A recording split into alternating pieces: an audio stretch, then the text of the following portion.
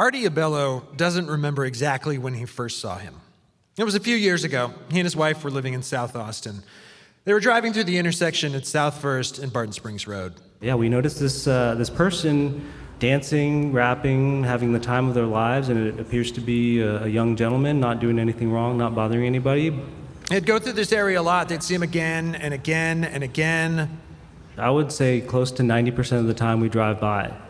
Same corner every time, looking like he's having the time of his life every time. In a city known for its characters, this man stood out. It didn't look like he was just hanging out on a street corner. There's no sign plugging his Instagram, no Venmo code asking for money. Could it be a dude who was just genuinely out there for fun? We were just interested. How are you having such a great time? And I'm sure some other people wonder, what are you up to? So one of these hot summer evenings, I went to find out. You can find him most nights at this intersection, northeast corner, dressed to get your attention. This is my spot. When you come here, you will see the dancing man. He gets there after 5 p.m., in time for rush hour. He'll stay all evening, dancing, singing, rapping, waving, hugging, sometimes until late at night. By now, everybody know I'm not crazy. But if they didn't know, let me just go ahead and answer that question too. I'm not crazy. I'm nowhere near crazy. But he might be a little obsessed. His name is Broderick Cornelius James Jr. AKA Prime Time King, AKA Positive Thinking Kingpin, or weird. Last year, he says, he was out on this corner on more than 300 days. A lot of what he does is more like pantomime. The microphone doesn't do anything, it's just a prop. He raps or sings along with the music in his headphones. At times, he seems lost in the performance. It's an actual unofficial show, not a real show, but it's an actual unofficial show that people are actually invited into the show with me standing at the red light. He calls it invisible theater.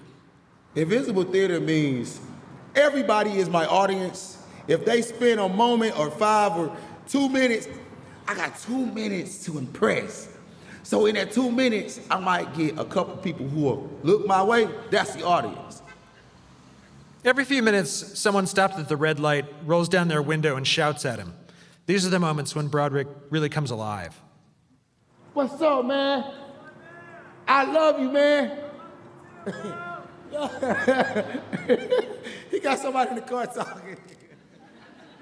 Broderick is 45 years old, grew up in Atlanta, joined the Army, got married, had kids, but things went downhill about 20 years ago. His marriage fell apart. He went to jail. He was having mental health problems. Things were really bad. I wanted to kill myself, right? I wanted to commit suicide, or whatever the word is. But he got help, spent some time in psychiatric treatment. A doctor there gave him some advice. She told me, you gotta find a way to replace your pain and what you went through to make you want to do that.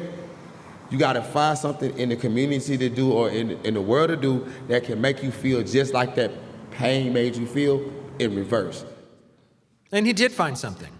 If you've been around long enough, you might remember, because this is not the first intersection that he's been a fixture at.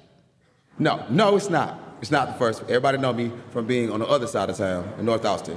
Specifically, the intersection of Runberg and Lamar. For years, for years, Broderick was known as the Runberg Running Man. The Running Man was famous, a mascot for the neighborhood.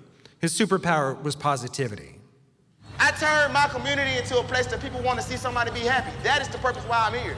You know what I'm saying? At the end of the day, look at this. What everybody said was negative, we turned it into something good.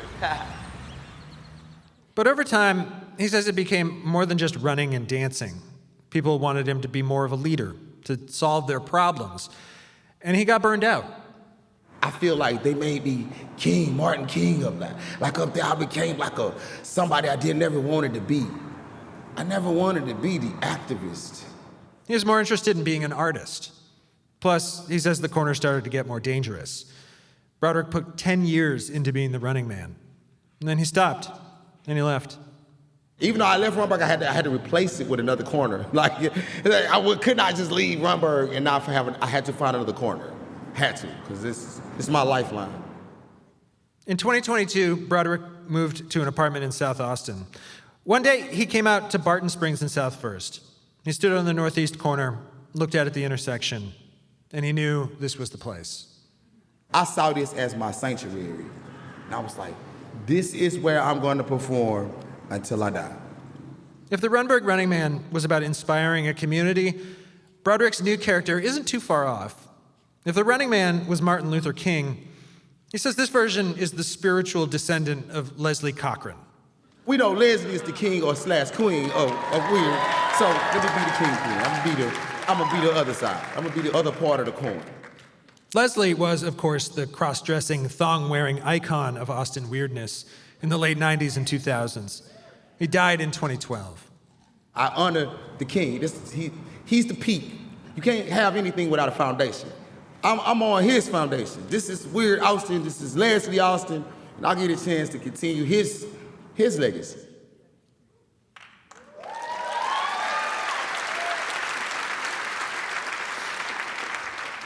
As I watch Broderick do his thing, a group of teenage boys tear up to him on these electric bikes. At first, I think they're going to give him a hard time. But then the high fives start going around, and it's clear that they came here to see him, to joke around, to say hi. He's a fixture in their lives. It's the idea of where I was when I wanted to commit, to not live anymore. Once I got free, this became like the freedom. So for me, to be out here is to wave to everybody, to say what's up to everybody, because this to me is my family. And just like family, it's not always fun. Some days, he just doesn't have the energy, but he still comes out, gives it the energy he does have, because you never know when someone's gonna need what you're putting out there.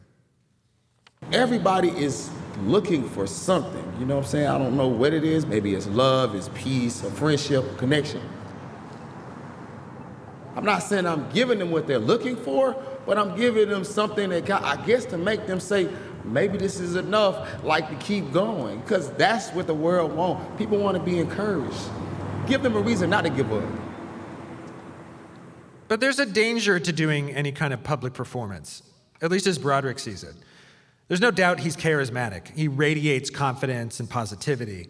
Just spending a few hours with him makes you want to be a better neighbor. For the Running Man, that meant people wanted more from him. He felt like they wanted him to fight their battles, to be the activist.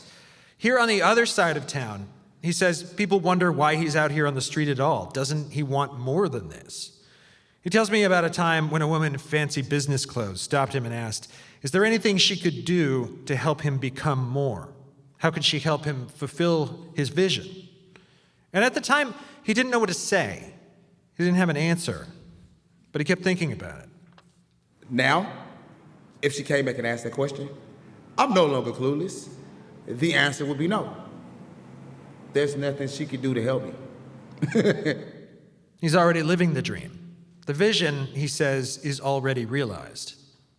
I don't want this life-changing, revelational message of what I'm trying to do for the world and Nobel Peace Prize. No, we've already reached that already. This is it. This is what you get. It sounds simple. Show up in the same corner almost every day. Give folks who come by a wave or a high five. Put on a show for people who are late for dinner, people rushing to pick up their kids, people who avoid making eye contact. Make them smile, help them chill out at the red light. Let them know that weirdness is still alive.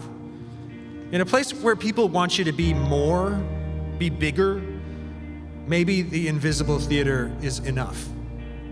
I love the smallness of my name, not making it bigger than it needs to be. You got the stars for big. I want to be small, compact. You can pull up on me and say you love me like he did. That's what I want to be. Well, at the risk of making his name bigger than it needs to be, please welcome, to close out the show, the Primetime King, the positive thinking kingpin of weird, Broderick James Jr.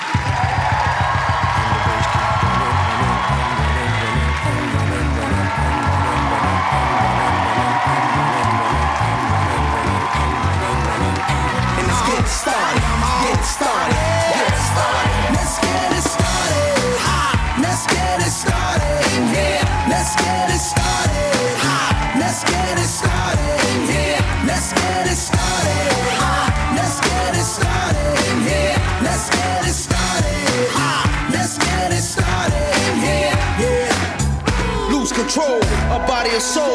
Don't move too fast, people just take it slow. Don't get ahead, just jump into it. Y'all hear about it? The P's are doing. Get started. James Jr., everybody.